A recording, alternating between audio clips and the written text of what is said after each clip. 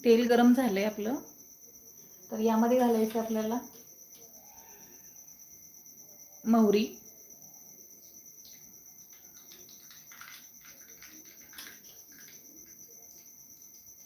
मोहरी अशी छान तडतड करून घ्यायची, म्हणजे याचा छान असा सुवास येतो.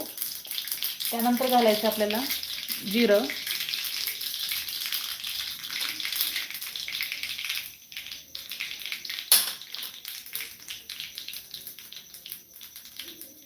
नंतर घालायची आपल्याला एक हिरवी मिरची,